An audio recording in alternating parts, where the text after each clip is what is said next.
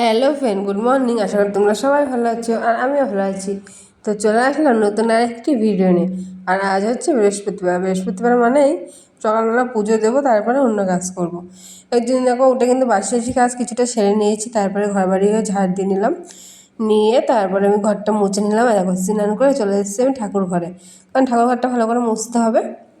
আর আজ হচ্ছে বৃহস্পতিবার মানে ঘরের মধ্যে অনেক কাজই থাকে, কারণ সব ঘরগুলো মুছে আবার ঠাকুর ঘরটাও মুছছি। আবার এদিকে আমার বড়মশাইয়ের আজ কাজ ছুটি, এর জন্য ও ওদিকে রান্না করছে আর আমি এদিকে আমার এই কাজগুলো সারছি। যেহেতু বললাম তুমি রান্না করো, আমি এই কাজগুলো সেরে নিই, তারপরে যাচ্ছি রান্নার দিকে। তো ঝটপট করে ঘরটা মুছে দেখো এখানে আমি এখন পুজো দেবো। আর প্রত্যেক বৃহস্পতিবারে আমি হচ্ছে ঘরটা না পাল্টাই, মানে জলটা ফেলে দিয়ে ভালো করে আবার নতুন করে সাজিয়ে গুছিয়ে আবার ঠাকুরের সামনে দিই। তো দেখো আমার পুরোপুরি কমপ্লিট পুজো দিয়ে। আর বড়মশাই আজকে হচ্ছে কি আপেল নিয়ে এসেছিলো, আপেল দিয়ে পুজো দিয়েছি আজকে। আর তারপর চলে গেছি আমি রান্নাঘরে। আর রান্নাঘরে গিয়ে এদিকে বাসমতি চালের ভাতটা বসিয়ে দিচ্ছি, যেহেতু আজকে হবে বিরিয়ানি।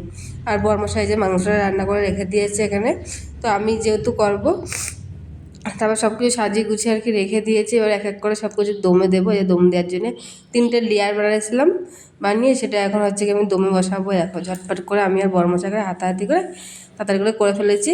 তাদের করে যেহেতু সবারই খিদে পেয়ে গেছে আর সকাল থেকে কিছুই খাওয়া না, এর জন্য তাদের করে বসিয়ে দিয়েছি। এদিকে দমে দিয়েছিলাম প্রায় 30 মিনিট মতো, তারপরে এই যে খুললাম। আর এত সুন্দর হয়েছে, এটা কী বলবো আর বিরিয়ানিটা।